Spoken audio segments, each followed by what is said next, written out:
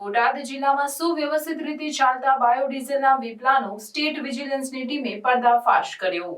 ગઢડા તાલુકાના ઢસા ગામમાં ખુલ્લા પ્લોટમાં જેસીબી વડે ખાડો કરી દાટેલા લોખંડના સ્ટોરેજ ટેન્ક મળી આવ્યા છે। પંચમહાલ પુરવઠા અધિકારીની ટીમે 3 દિવસ સુધી છુપાવેશમાં રેકી કરી 2 દિવસમાં 23,000 લીટર બાયોડીઝલ કિંમત ₹19.84 લાખનો મુદ્દામાલ સીઝ કરતા સ્થાનિક તંત્ર શંકાના દાયરામાં ઘેરાય છે। આ અંગે સીઝ કરેલા મુદ્દામાલ બાબતે પોલીસ કાર્યવાહીની તજવીજ હાથ ધરવામાં આવી છે। ગઢડા તાલુકાના ઢસા ગામની ચોકડી પાસે ભાવનગર રાજકોટ હાઈવે પર એક હોટલની પાછળ ખુલ્લા પ્લોટમાં જમીનની અંદર દાટેલા અંડરગ્રાઉન્ડ લોખંડના સ્ટોરેજ ટેન્કમાંથી જ્વલનશીલ પેટ્રોલિયમ મળી આવ્યું હતું।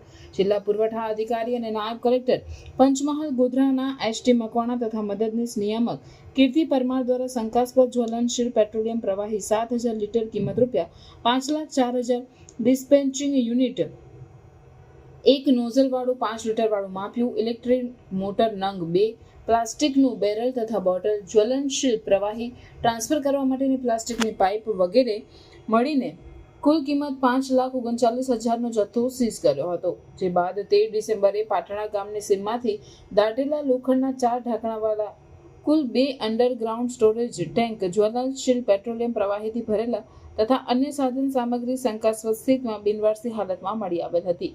આ કુલ ₹2 લાખનો મુદ્દામાલ તથા ટાંકી જ્વલનશીલ પેટ્રોલિયમ પ્રવાહી 6,000 લીટર, બીજી ટાંકીમાં ભરેલું જ્વલનશીલ પેટ્રોલિયમ પ્રવાહી 10,000 લીટર, જ્વલનશીલ પેટ્રોલિયમ પ્રવાહી હેરફેર કરવા માટે વપરાયેલી પાઇપ મળી કુલ 14.54 લાખનો મુદ્દામાલ સીઝ કર્યો હતો।